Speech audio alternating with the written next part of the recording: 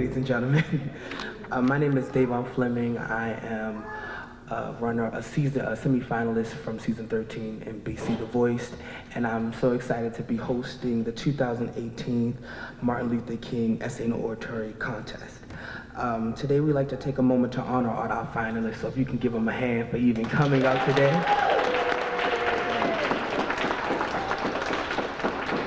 Yesterday was the 50th anniversary of the assassination of Dr. Martin Luther King Jr., and his legacy was commemorated across the world, and today we celebrate him. So students were asked to answer, if Dr. Martin Luther King were still alive today, what would he think? And I believe that he would be proud of the progress we've made as a people and as a country. But he will feel we still have many miles to go to be truly free and fair society of the dream that he had over 50 years ago. And now we would like to thank all of our judges for coming out tonight. Jill Carter, Director of Civil Rights and Wage Enforcement, Dr. Seth Forrest, Chairperson at Coppin State University, Humanities Department, and retired educator for over 50 years, and Miss Elizabeth Allen, the sponsor of McDonald's, for your support. Now we could bring up our sponsors, Danita Bell, for a few remarks. Give her a hand as she comes. Hello, good afternoon. I'm here today representing McDonald's as a local owner-operator in the market. I'm also here with my fellow owner-operators, BJ Benning, and also Jim Bauer, if you all want to stand up.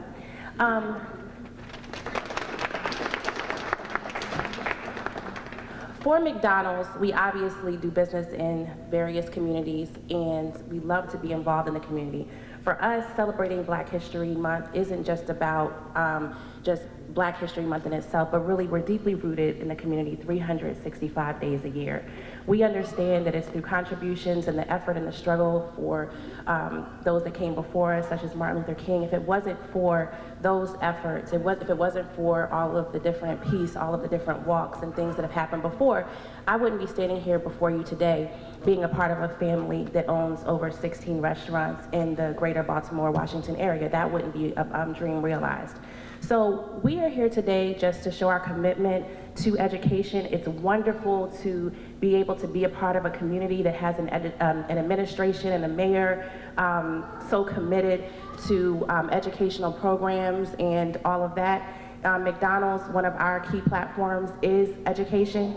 We want to be the #1 employer of choice, first job employer, but that's not saying that we're not passionate about furthering your education and the commitment to education. So for all of our employees, we actually offer free college tuition reimbursement, and for those that may not have even had the opportunity to go to high school, we actually have an accredited high school program that will help those less fortunate be able to earn a degree. But those are just some of the things that we do to show our commitment. But we couldn't be prouder to be here today to be a sponsor, and we're just so honored to be around so many wonderful, young, intellectual, and passionate youth, and we wish all of you good luck this afternoon.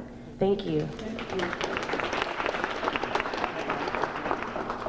And on to our first contestants of the middle school grade level, ages 13 to 15. Sorry if I'm pronouncing the name wrong. Persea Sanders. Persea Sanders. Give a round of applause, please. Good evening. Good evening. My name is Persea Sanders, and I will be reading my essay, What Would Dr. King Think? It's 2018 now, 64 years after Martin Luther King officially started his civil rights movement. Do you think that we've improved in racial segregation? Do you think we've lived up to the potential that Dr. King would have wanted for us? Or on the other hand, do you think that we've just caused more problems for ourselves after the years of bus boycotts, marches, and fight for equal rights? Well, I think after 64 years of development, we haven't accomplished a lot in technology, racial equality, and even racial issues. But I think even after all the years that have passed, Dr. King will still be disappointed that we didn't live up to our fullest potential. Even after all of the improvements we have, we still have a lot of issues within our own race as African Americans and within our own community that we experience daily. Colorism, violence, and social media are some examples of those problems, and what are we as a race going to do about it? After hundreds of years in the U.S., we still have internal issues within our own culture. Colorism is a prime example. Prejudice against someone with a darker skin tone. It happens all the time in our communities. People make such comments as, "Oh, they're too dark for me," or calling people with a darker skin tone burnt matches. Even a famous rapper, Kodak Black, that can easily influence children, your children, and anyone else's, has a coloristic attitude, and I quote, "My complexion, we too gutter. Light-skinned women, we break them down easy." This is promoting a type of prejudice within our own African-American community. The exact words that are sung by the youth of today everywhere across the United States, and they are not even aware of the weight that these words hold. Many people would just say that it's a preference, not colorism. But to me, there's a huge difference between preference and colorism. Preferring lighter women without degrading any other type of woman is a preference. Preferring lighter women while degrading every other type of woman, specifically ones with a darker skin tone, is colorism. Another issue in our culture is violence, as everyone knows. It's fueled by the illusions of quick, easy money by way of dealing drugs. With also the rising opioid epidemics, there were over 150 deaths in Baltimore. Where do you think that these people are getting drugs from?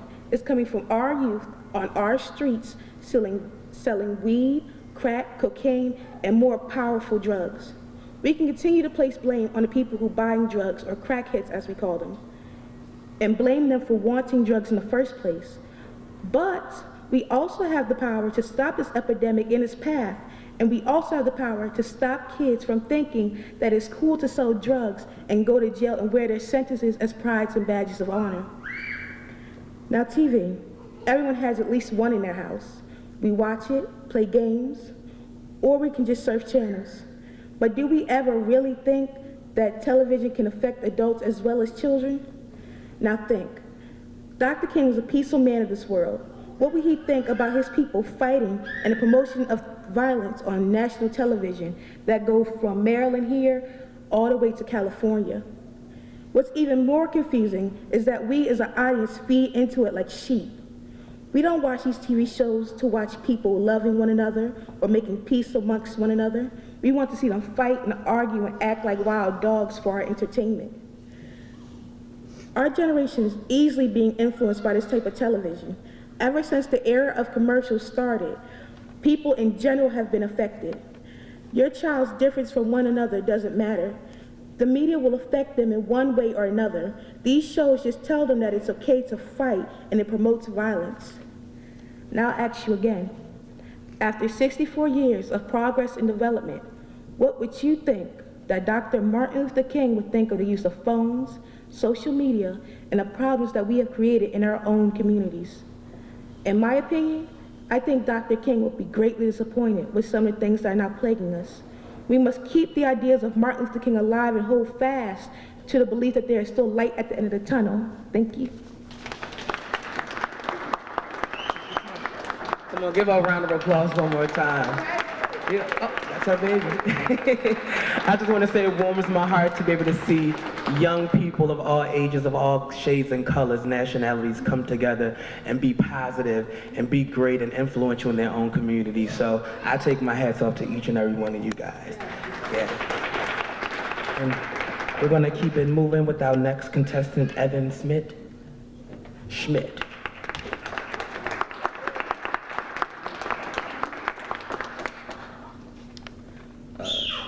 Good evening, my name is Evan Schmidt, and I'm going to read my essay, Martin Luther King Jr. is Turning in His Grave. Thank you.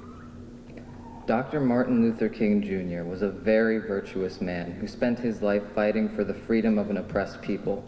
He died fighting for that freedom and will be remembered and honored for centuries. I believe Dr. King is turning in his grave right now because today's society is bleeding out because of prejudice. From what our police officers are doing, to the state of the education system, to our current president, there are so many things that would make Dr. King livid. There are some police who are using their position of power and the trust of the communities they protect to commit cruel acts of racism. Not all of them, of course, but even one bad apple in that line of work could be disastrous. Today, there are some police who decide it's okay to murder black people for no valid reason whatsoever. Needless to say, Dr. King would have a serious problem with this. On top of that, black people have a higher chance of being pulled over when driving and are searched on the road based on less evidence.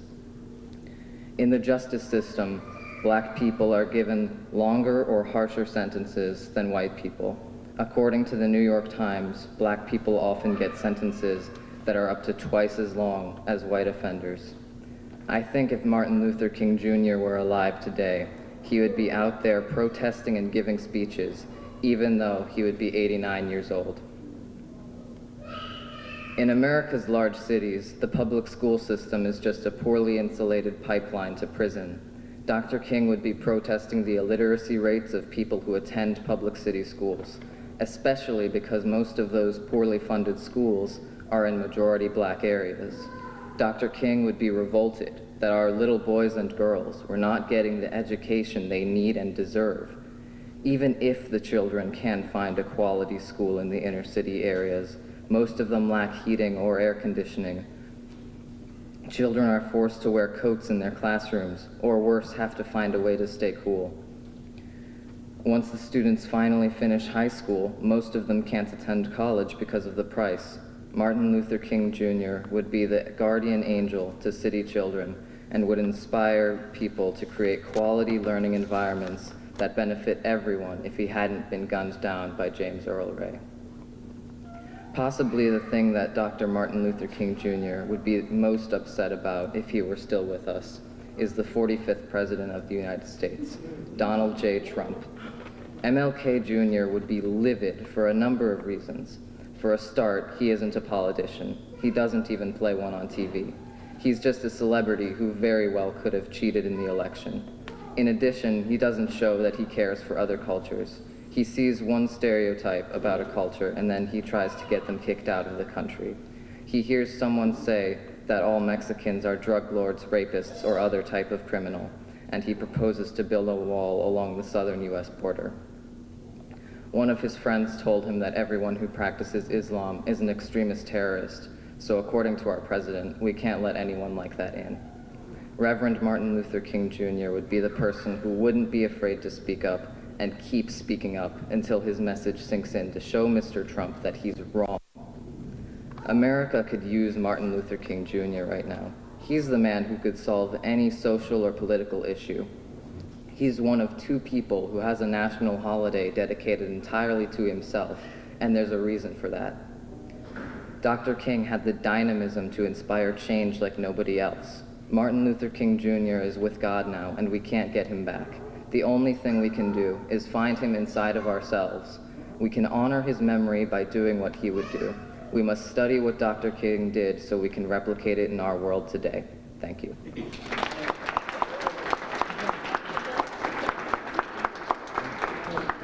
Our next contestant in the middle school grade level is Kyla Smith. Give her a round of applause. Good evening, everyone. Today I'll be giving a speech on what Martin Luther King Jr. would think today if he was still alive. Imagine being an impactful leader trying to fight for justice in the U.S., a country that claimed to be free. Imagine serving your life for freedom and fairness. How would you feel if you did all of that just to see the disastrous mess that's taking place right now? Disappointed and unsatisfied, Dr. Martin Luther King Jr. would be appalled if he was alive today. He was an activist for the non-civil rights movement who believed that violence didn't solve much. If he was here, he would be disgusted to see that the same people he fought for are now killing each other. After digging into Dr. King's life and beliefs, it has become clear that he despised violence, lack of brotherhood, and segregation. Meaningful and essential, Dr. Martin Luther King Jr., a legend and a very warm-hearted person, truly loathed violence and lack of brotherhood. He believed in peace instead of an eye for an eye. He once said, "Darkness cannot drive out darkness, only light can do that. Hate cannot drive out hate, only love can do that." This quote clearly shows his disagreement with fighting back with hate. If he were here today, he would most likely be sick to his stomach saying that Baltimore alone had 343 murdered murders in just 1 year. This is extremely ridiculous and disappointing. Also, he believed in brotherhood and everyone sticking together. For instance, Dr. King once said, "The hope of a secure and livable world lies with disciplined non-performers who are dedicated to justice, peace, and brotherhood." Even though he had opinions that conflicted with others, he still believed in uniting. This is significant because it shows that he was unaffected by others' opinions as long as everyone is united. Segregation also disagreed with Dr. King's beliefs. Segregation means to separate someone or something apart from other people or things. He wanted all races to be hand in hand and not fight against each other. For instance, in his famous "I Have a Dream" speech, he once said, "I have a dream that my 4 little children will one day live in a nation where they will not be judged by the color of their skin, but by the content of their character." This quote is very self-explanatory. It states that no one should be judged by their color or race. However, this is still taking place. Segregation is not just enforced by white people.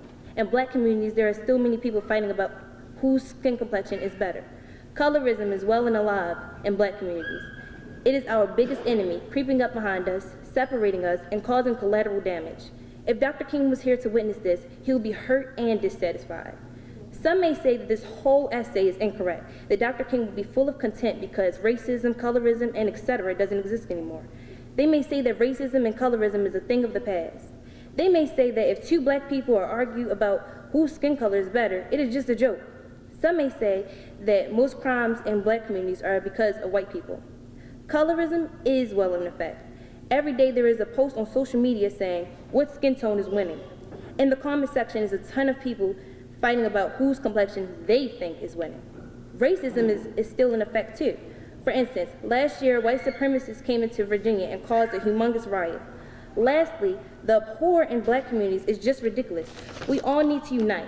There is no reason that Andre Galloway, a 16-year-old boy who used to attend my school, should have died literally a few hours into the new year. It is obvious that Baltimore needs to unite and needs to spread more love than hate. In conclusion, if Dr. Martin Luther King Jr. was alive today, he would be bewildered, infuriated, disappointed, and inconsolable. He believed in peace. Although it is better than the 1950s, this nation as a whole is just not there yet. He fought for justice, fairness, and peace. We need this as a nation. We must come together in black communities. Otherwise, all of our heroes died in vain and sacrificed their lives for our freedom for no reason. For everyone who is listening, if you were Dr. King, would you be satisfied?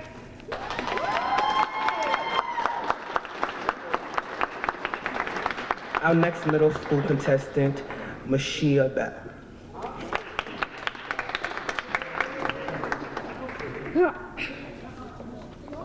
Mashia? Which one's Mashia? Oh, but you can step on the side. Mashia. Mashia Bell again, ladies and gentlemen.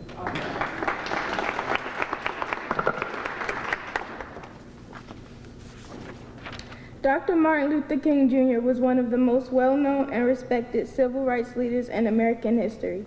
He stood for equality and fought for the rights of people of color. He is admired for his peaceful and effective way of protesting. At the time, many people did not agree with him, and he was assassinated on April 4th, 1968. When we talk about his accomplishments, it's as if his work is already done because segregation is no longer legal. Even though this country has progressed a lot since then, we still follow his example and the continued fight for equal rights. If Dr. Martin Luther King Jr. was still alive today, he would be both proud and disappointed. Freddie Gray was injured in police custody and later died from it in Baltimore, Maryland. Michael Brown was unarmed when he was shot and killed by a police officer in Ferguson, Missouri. Eric Garner was held in a chokehold by a police officer, and he repeated, "I can't breathe," 11 times before he died in Staten Island, New York. There are multiple other cases of police brutality against black males, and they would all disappoint King if he were still alive. The amount of prejudice and injustice in these cases would be upsetting to him because it goes against what he and other activists fought for during the civil rights movement. The Black Lives Matter movement started as a result of these events. He would be proud of the Black Lives Matter movement, as some of the protests mimicked the peaceful ones he led during the civil rights movement. He would be glad that people of all races have come together to make their voices heard in a nonviolent way. King would disagree with what caused the Black Lives Matter movement. However, he will be pleased that people have taken action to change a system that is unfair. If Dr. Martin Luther King Jr. were still alive today, he would like that Barack Obama was elected as the first black president in 2008. The first black president is a huge part in American history, and it wouldn't have been possible without the work of Dr. King. Having a black president be elected and serve 2 terms shows that this country is moving closer to equality for all races, and this will make King proud because that is what he believed in. Dr. Martin Luther King Jr. and Obama are similar in a way because they both use the power of their words to make a difference. Dr. King, Obama, and other strong black leaders in history have paved the way for future generations. While King will see Barack Obama being the president as a step forward, he will not feel the same about our current president. King wanted equality for all people, no matter their background. If he saw the things that our president has said and done to people who are different, he would be disappointed. If Dr. Martin Luther King Jr. were still alive today, he would see that our country has come a very long way, but he will understand that there is still work to be done.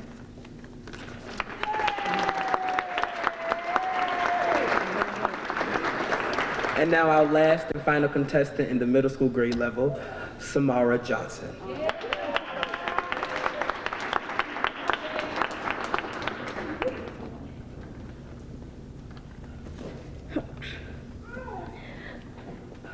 My name is Samara Johnson. I am 13 years old, and here are my thoughts on if Dr. Martin Luther King Jr. were alive today. On October 14, 1964, Dr. Martin Luther King Jr. received the Nobel Peace Prize for combating racial inequality through nonviolent resistance. Dr. Martin Luther King Jr. was an American Baptist minister and activist who became a spokesperson and leader in the civil rights movement from 1954 through 1968. If Dr. Martin Luther King Jr. were alive today, he would have want for us African American citizens to form an abundance of unity. Dr. Martin Luther King Jr. was a man of peace. He believed in fighting in a peaceful way. He didn't believe in resorting to violence. Dr. Martin Luther King Jr. would have thought, what has happened? In fact, if Dr. Martin Luther King Jr. was alive today, I believe he would have made a strong impact on this world. I truly believe that he would be shaking his head, but I see greatness and potential in this world, regardless of all the atrocities that's occurring today and inadequacies that's causing lots of complications today.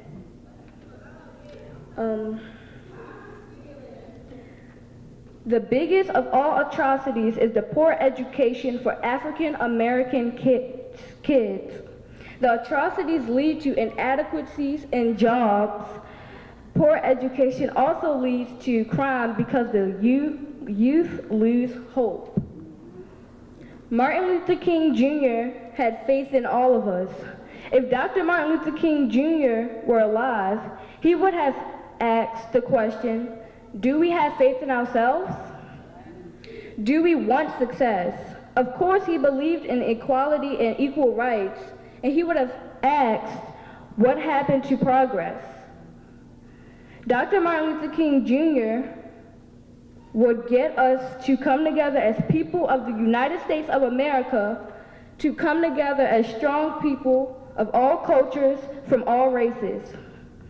We all need to love each other and strive the best way we can in order to get what we want. After all, we need to be a little more like Dr. Martin Luther King Jr. and follow the things he taught, preached about, and said in his speeches. After all, he's done to fight for peace and equality. Let's give him a favor and stop the atrocities. Let's stop judging people based on their abilities. Let's be more kind and stop the violence and killing. And last but not least, let's put an stop to the division and come together as a big happy family and represent Dr. Martin Luther King Jr.'s dream well. Because lately the abundance of the African American society has shortened to a great extent the young lives of children. We have to remember what Dr. King said, to come together as brothers or die as fools, and put an end to the bullying. Let's go chase our dreams. Dr. Martin Luther King Jr. would have loved to see young people succeed. We have to remember there aren't many bad things about our world. Our world is filled with many brilliant people and people who are making a great impact on this world and others. And even as a 13-year-old girl from Baltimore, I believe that the atrocities and inadequacies could one day end.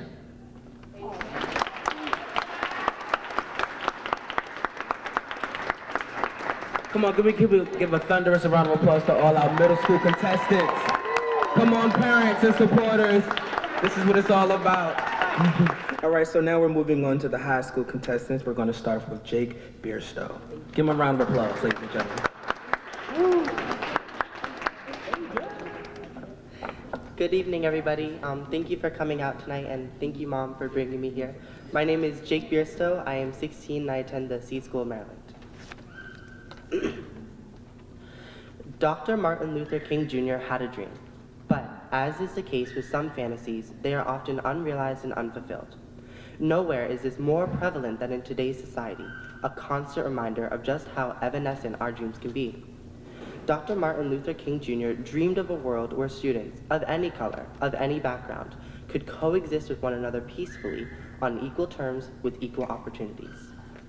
A stark contrast to the current situation. Riots with Ferguson, mass shootings, discrimination and prejudice on both sides. No, this is not what he dreamed. These events, today's world, people of all types would never find space within his dreams, but rather his worst nightmare. I am a white student at an all-black boarding school.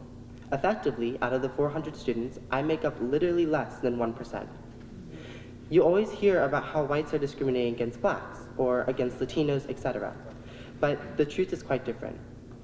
I was sitting at lunch one day, thinking about the weekend, homework, and food, when out of nowhere, I hear someone of color, one of my friends, start spouting off in an angry fit of rage about crackers, and start uncorking all over whites. I looked up, and she caught my eye, unaware that I had decided to sit at her table that day. And instantly, her face turned from angry laughter and mockery to one of pure horror. I would be lying if I said that I wasn't instantly embarrassed and hurt. Then, to add insult to injury, one of the girls sitting around her, also one of my friends, said in a joking manner, "And don't forget that his dad is Mexican." At this point, I wanted to cry, and I felt my eyes watering against my will, so I walked out of the cafeteria. This little quip about my dad has long been a running joke among my friends, although I find it far from funny, and it's usually brought up by this girl who happens to be Honduran herself. She always remarks how I don't have any Mexican or Hispanic in me, in spite of how my father is half Mexican. Yes, I have pale skin because the rest, 75% of me, is Irish, but I am still proud of my father, yet she thinks otherwise. Furthermore, when I brought this fact up to my friends last year, her initial response was, "White people always want to be part of a minority." Funny, seeing as how I am the only minority at this boarding school, which is important because essentially my entire world takes place here. I was sitting in my pre-calculus class writing this, venting out my angry and hurt emotions, even though they vented out theirs on me. Regardless, I've never, ever, in all of my years at this school, said anything remotely racist towards any of them. And if I ever had, I would have, without a doubt, been beaten up and physically assaulted. Even though my response was to say nothing and to walk away. But that's just the way things work, I guess. People think that Martin Luther King Jr.'s dream was to have black people have equality. I can tell you from personal experience, it's not just about that. It's not just about black people. It's not just about white people. It's not just about Latinos or Asians or any one singular group. It's about all of us. He would be bitterly disappointed with the state of affairs nowadays, especially as a man who lived for God in a godless country, a man who preached peaceful riots, peaceful protests and not riots, and a man who wanted equality for all peoples. Racism does not exist in any one group. Discrimination and prejudice are not only factors of one demographic. This belief in itself is segregatory and discriminative. Rather, whenever there is a majority and a significantly smaller minority, these things will always exist, regardless of the color of someone's skin. Racism is not experienced by a specific race in a specific situation. It is completely situational, and until all races and people realize this, it will remain. People think that we've come a long way since back then, and that racism only affects one people or no one at all. These are both flawed ideas, and I believe that Martin Luther King Jr. would agree. No, with how everyone is today, Martin Luther King Jr. would not call this his dream, but rather a nightmare. He would be scared with what our world has become and is becoming, confused as to how it reached this point, and overall, sad. Sad that it's the way it is. Dr. Martin Luther King Jr. had a dream, but right now, he would call it a nightmare. However, with the help of all of us, we can assuage his nightmare and make that dream, all dreams, a reality. Thank you.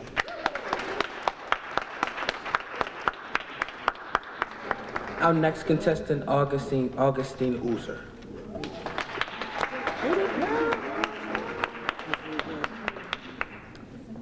Hello?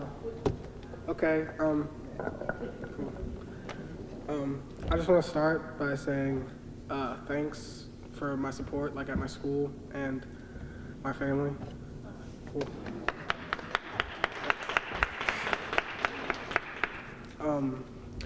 A question is posed. If Dr. Martin Luther King Jr. were still alive today, what would he think? The question is vague, and so my answer will try to assume several topics. Dr. Martin Luther King Jr. was a very inspirational person in the civil rights movement. His powerful speeches and influential words coached the civil rights movement until his assassination on April 4th, 1968. As a martyr, he died, and the movement prospered. I will not give a full description of what happened in Dr. King's life, because if you are listening to this essay, you should probably know the basics. In today's society, in comparison to the world he left, large amounts of progress have been made in social justice, so much that some people think the problem has been solved. However, this is where I believe Dr. King would disagree. Also, why I'm not doing this essay on just any civil rights activist. I believe that Dr. King would be one to see that the progress America has made in social justice for equal races and genders is a start to a continuing cause. Having the original problems of his time being overcome, such as equality in education among races and public segregation, Dr. Martin Luther King Jr. would then tackle the problems that come after. There are still many public issues that we as a country are still facing. Police brutality, equal pay among genders, a rise in heterosexism, unequal government regulations, even colorism among schools, and so many other examples of social inequality. All topics that people have been fighting in the name of others. Dr. King was fighting for the problems that occurred during his lifetime as a start for a dream that he knew would come on much later. We still have sadly not seen that. Dr. King was a man who believed in change of people so they can be better to others. Realistically, the change and solutions to social issues have been through the rise of media attention and making a specific problem aware. People only change when they are forced to or are inspired. In modern America, force is a tactic used most often through fear of being a pariah. A good example of the right thing for the wrong reasons is the equal pay movement. If you don't believe, and I quote, "If you don't believe all women have the right to earn as much as a man, you're sexist." A common statement. The tactic is simply forcing ideas down your throat without showing why it is morally right. Dr. King's use of change, however, was based on a different and more nobler topic, through the inspiration of millions. He knew that since he wasn't in power, he'd have to persuade those with a louder voice. By inspiring all and aiming for only those with a soul, Dr. Martin Luther King Jr. became the face of the civil rights movement, embodying the movement's true purpose, to change the way that people think so they want to treat others better. One of the most known public speeches ever was the "I Have a Dream" speech. Though through it, Dr. King continuously references the phrase "I have a dream," emphasizing that his dream was an America free from hate and wickedness, but full of freedom and justice, where people with countless differences can live and coexist. To truly experience the goodness on this earth, one has to go beyond what they can see, beyond the limitations of their mind. That speech was so powerful because it created an outline for what all activists should be fighting for. A place that can only be achieved with self-recognition and the will to be morally right. I believe that through waves of new technology and ever-expanding ideas, a lot of modern America has lost sight of that. But it is up to those who really want to achieve change to return to that focus in the hopes of a better America. A lot has changed since 1968. And while many horrible acts have taken place in the name of wickedness, there have been many overlooked events that have seemed monumental in the past. It is common for the man to count his defeats more substantial than his accomplishments. However, the progress has definitely not been ignored.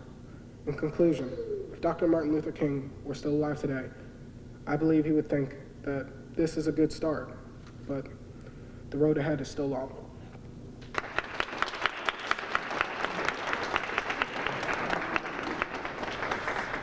Once again, we would like to still thank our judges for taking the time out to come, and we also would like to honor one of the most hardest working woman in Baltimore City, our mayor, Catherine Pugh. We invite her to come up and have a seat. You can come in the front. They wanted you to come sit in the front. Doesn't she look lovely in the red and black attire? Gotta love that lady. And we're gonna continue to move on with our next contestant, Neferia Robertson. Give her a round of applause.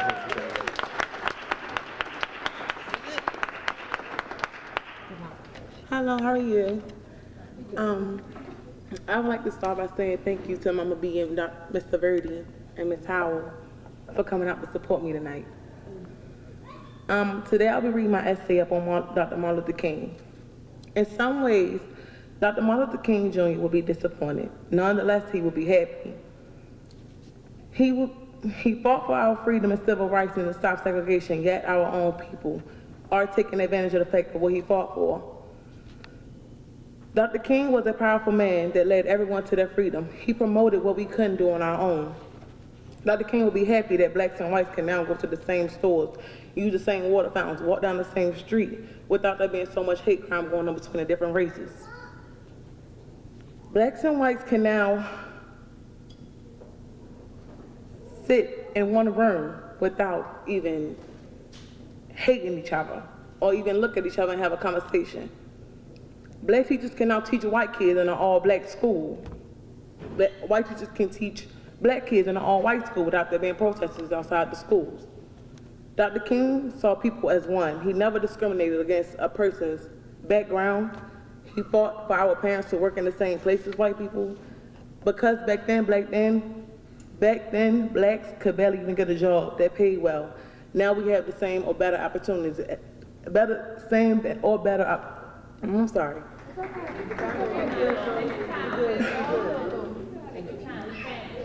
Now we have the same or better opportunities for equal pay.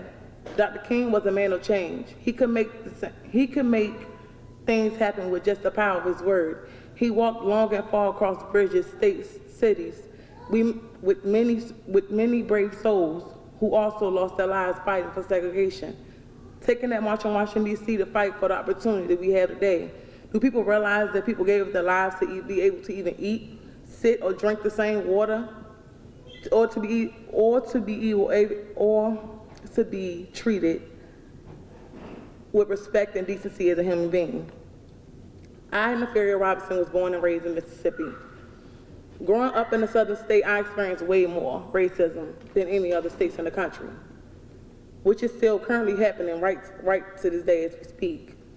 You try to be humble as a black human being, the constant reminder of racism in all areas of life can be challenging. The KKK caused generations of hate, racism still going on in 2018. Those individuals have strong beliefs in disliking others due to their differences and rather hurt people than see Dr. King's dream come true. They are not taking advantage of what this strong individual of a man accomplished before his death. Dr. King will be very disappointed to see what he fought for did not really stand for anything.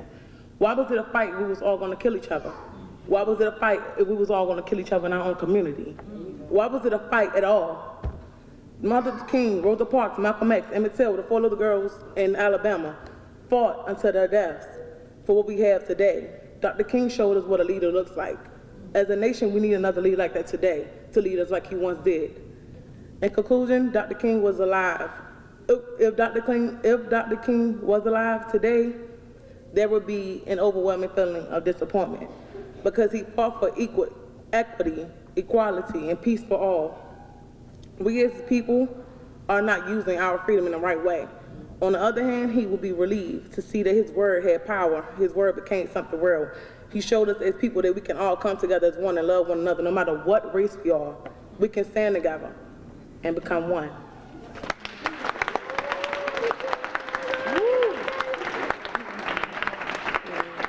And our last contestant from our high school grade level is Shoshana Rogers. Give her a round of applause.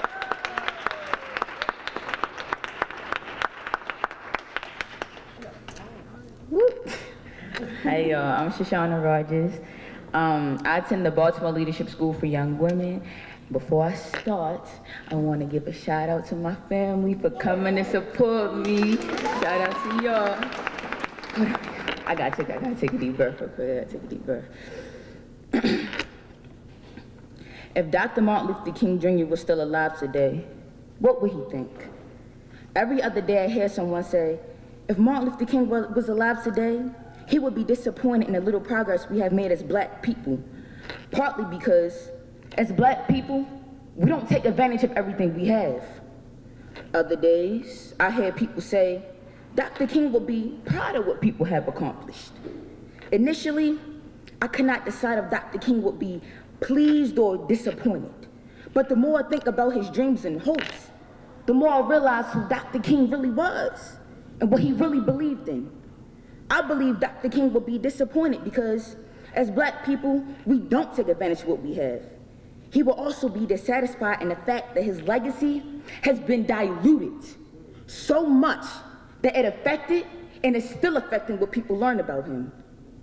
Since a kid at elementary school, I always heard the same story about Dr. King, about how he was a leader in the civil rights movement, how he hated violence and promoted peace, unlike Malcolm X, his dream of wanting black and white kids to go to school together, and his relationship to Rosa Parks.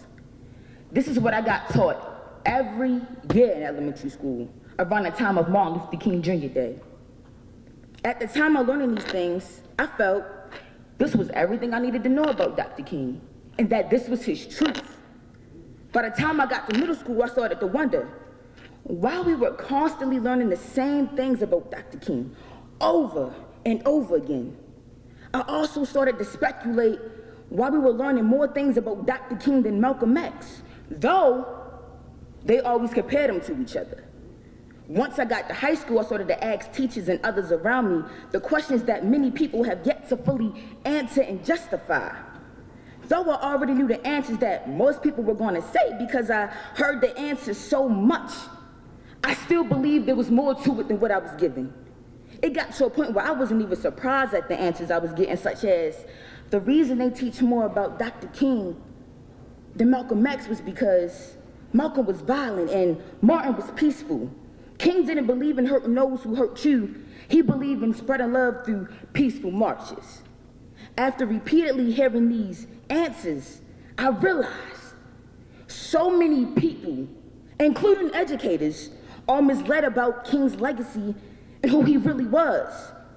You see, King was not, and when I say not, I mean not, just this leader who led peaceful marches and promoted peace, not violence. He was not against fighting back at those who fought you, and he was not completely against Malcolm X. All Dr. King's actions had depth to them. Nothing was surface-based. Because he was a leader who had a plan on how change among people is supposed to happen.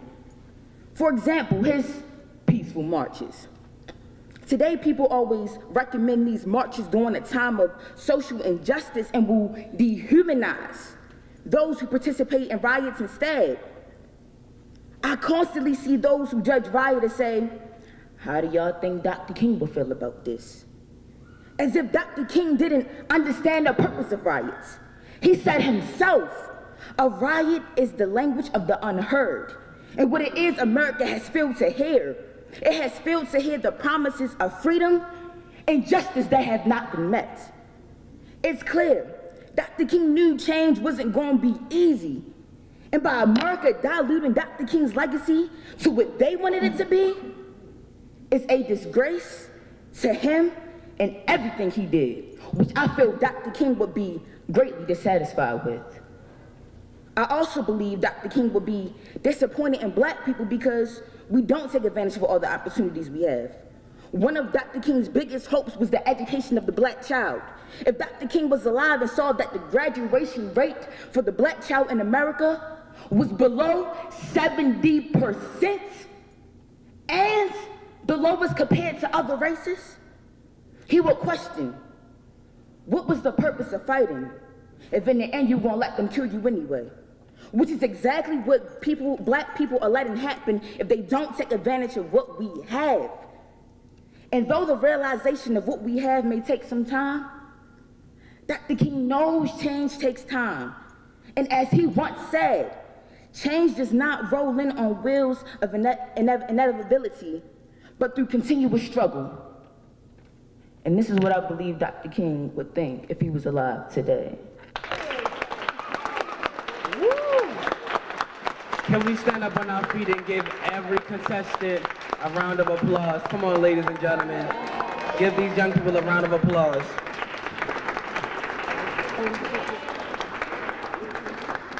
And as the judges take time to score the high schoolers, we're going to ask the mayor to come up to have some closing remarks before we announce the winners. Come on, can we give our mayor a round of applause?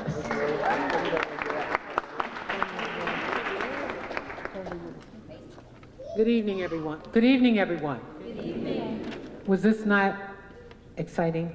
Yes. Was it beautiful to hear from our young people their thoughts? Yes. And isn't it interesting to hear the various comments made by our young people? Yes. Because I can tell you that what I hear is the formation of real leadership. And what I also hear is the thought process that has taken place among our young people, and that's important. It is also, what I heard was the ability to decipher what is written. Now, I often say that the Bible, for example, has been interpreted so many ways.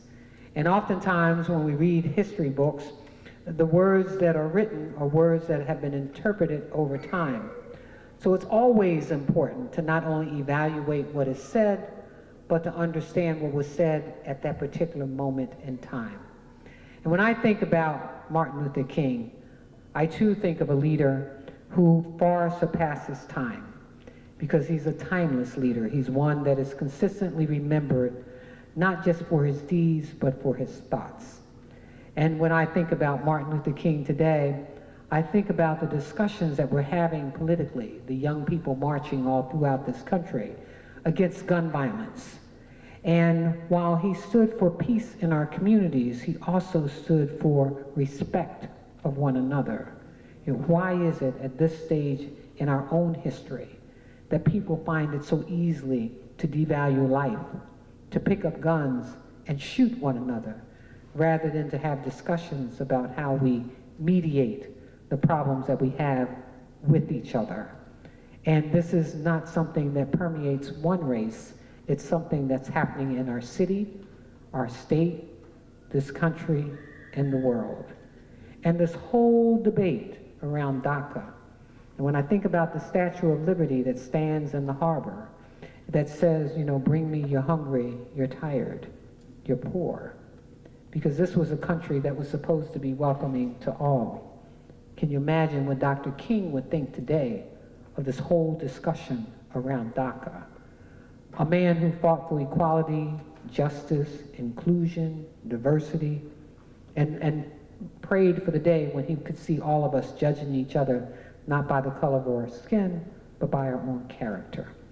And I think that what we have heard this evening is wonderful characters being displayed among our young people, who again took the time to not only read and learn about Dr. Martin Luther King, and I thought it was really important just listening to the various conversations about how these words have been interpreted over the year. Would Dr. King be disappointed or would he be proud? And I think that there's some conversations that need to continue in our communities about our own pride, our own need to understand what equality and inclusion and diversity really does mean. Because it is about how we turn and look at each other and respect each other and love each other. Because the Bible teaches us that love conquers all. And when we really understand how we can love each other, you know, we would value life. It would be very difficult to pick up a gun and shoot somebody. It'd be very difficult to degrade a child or to walk past somebody as homeless and not even think about what if it were you. Because when we learn to love each other, we learn that when we lift the least, we lift all of us. And so I am so proud to be here this evening because of the talent of young people. I believe in the future of our young people. I believe that as we continue to lift them up, and that's what this conversation this evening is really about, it's how we lift each other, it's how we support. And to have the families here this evening to show support for our young people. And in so many communities, that is so missing. You know, we don't even think about how many young people in our school system who don't have food, who are homeless, who don't have a support system. And these young people sitting here are examples of support that's been provided that has helped them to mature and become the young people that we want to see lead. And so to all of you who've taken time to participate in this contest, I don't care if we choose 1, 2, 3 in any of the categories, every single young person here deserves a round of applause because there are no losers.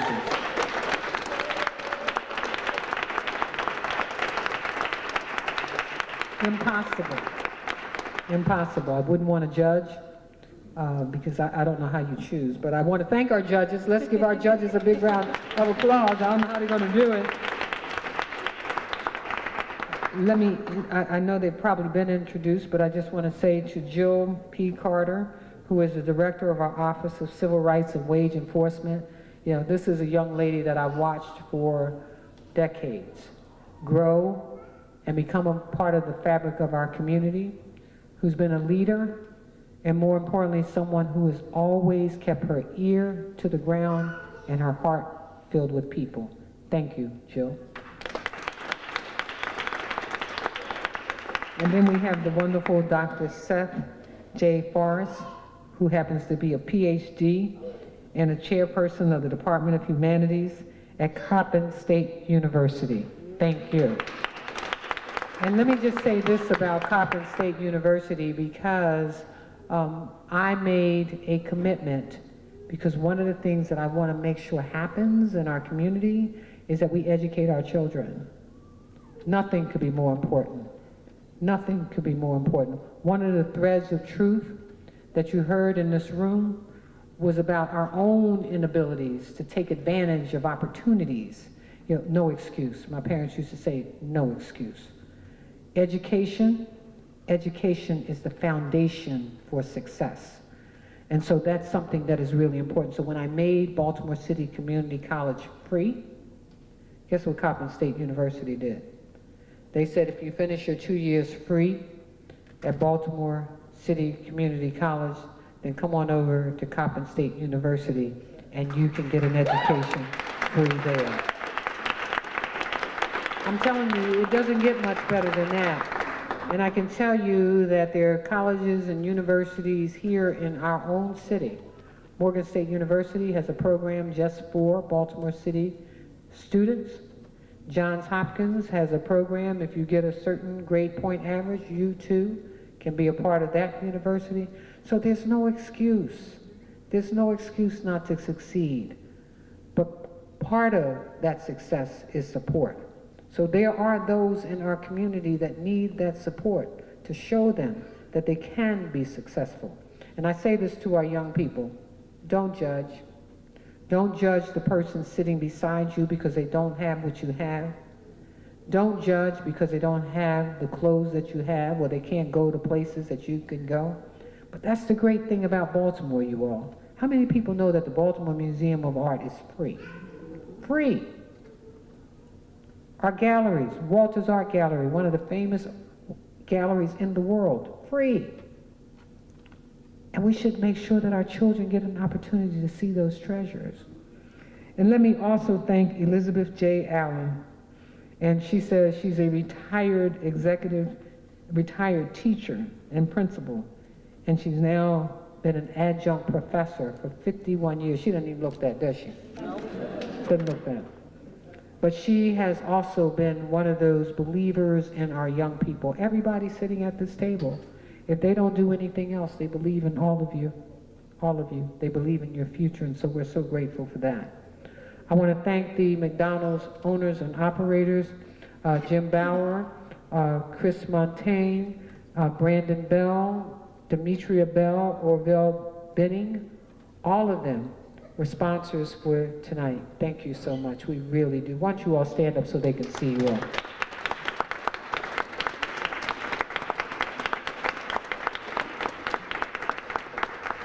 You know, I'm waiting for Davon. I'm waiting. I love him. I love you. Absolutely love him. I love him. You know, when he was on The Voice, I was texting back and tweeting back and forth, and people was like, "Really? Was the mayor really tweeting?" Yes, I was him. You know, I had all my cabinet. I had all my cabinet like, "Hey, you know, before we start cabinet meeting, y'all, we got till 12 o'clock. Did you vote? Did you vote? Did you vote?" And he tweeted me back one night and said, "Thank you, Mayor Pugh, for your support." And so when he came home, while he was in like 4th place, we thought he should have won. I believe that this is a winner, you all. This is a winner. This is a winner. This is a winner. And we know that one day the world's going to recognize that.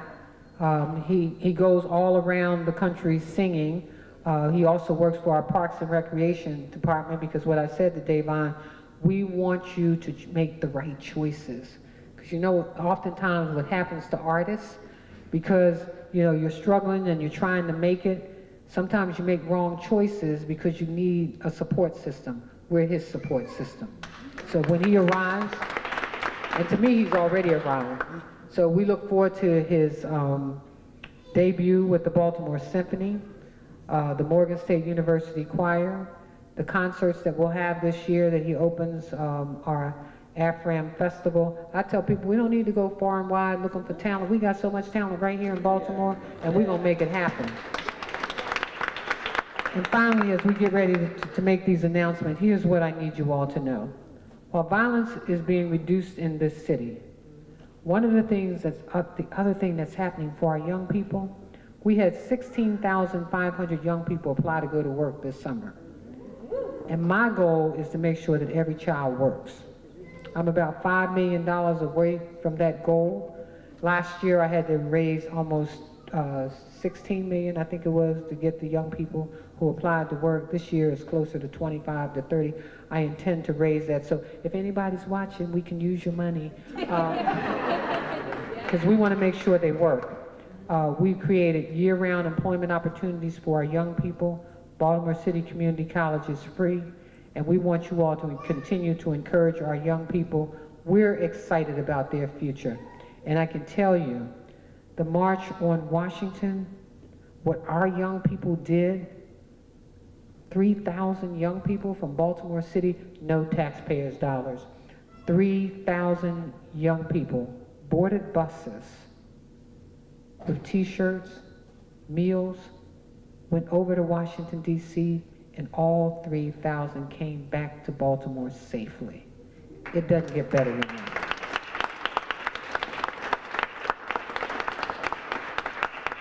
They were featured on national television.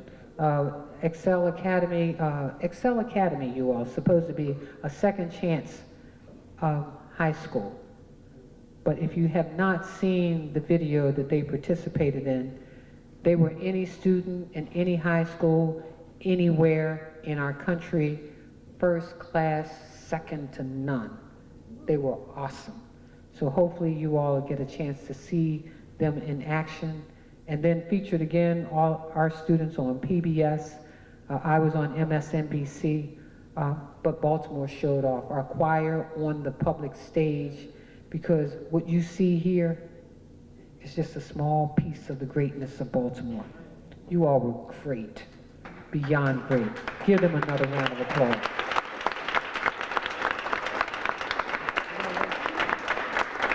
So I think we're making some announcements here. We start with third place.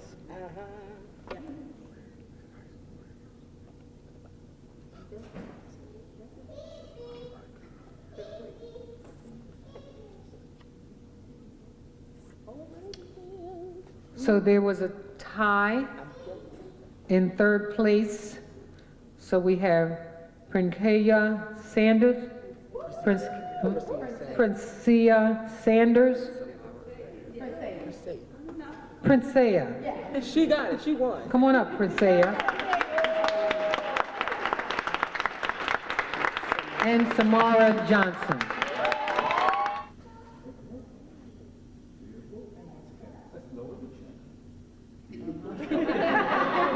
Oh, that's great. Okay. Okay, right this way. Congratulations. Here we go.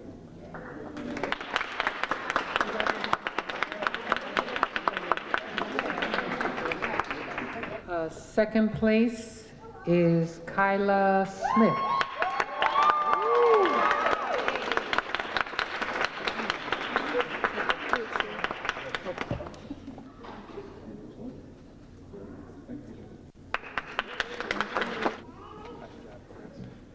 And first place is Evan Schmidt.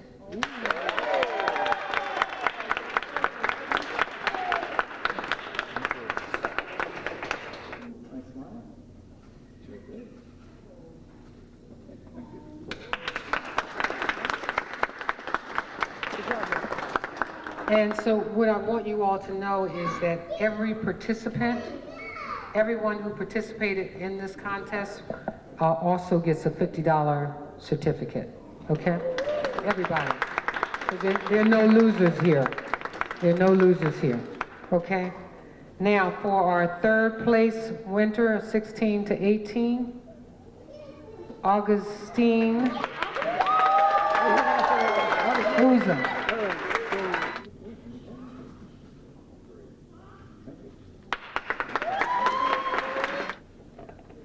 And my second place winner is Neferia Robinson.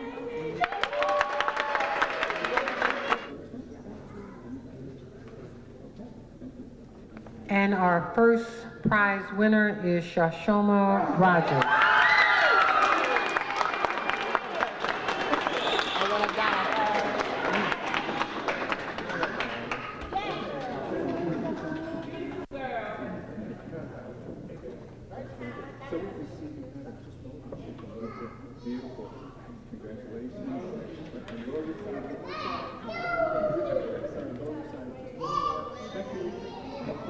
Okay, all right, we're ready. Congratulations. Big smile.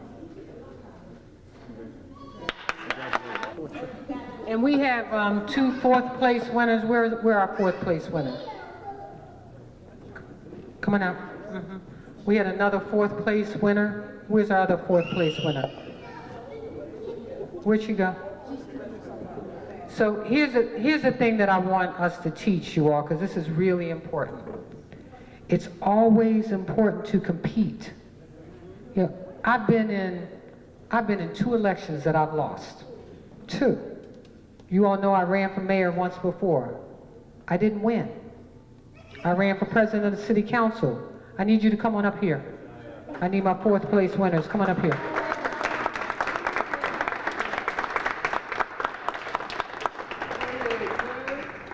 And I didn't win. But guess what? I won.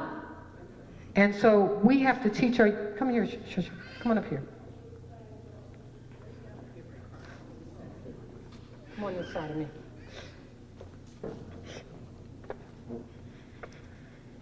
We have to teach our young people that they can compete. You're never a loser. Think of all the people who didn't even make the effort to participate in this. And that's why each one of them will get $50, but here's what I need you all to know. Every time we lose, there's a lesson to be learned. And every time we win, there are even more challenges that we must take. And here's what I need you to know, because I don't need tears, because you're a winner. You wrote what you wrote.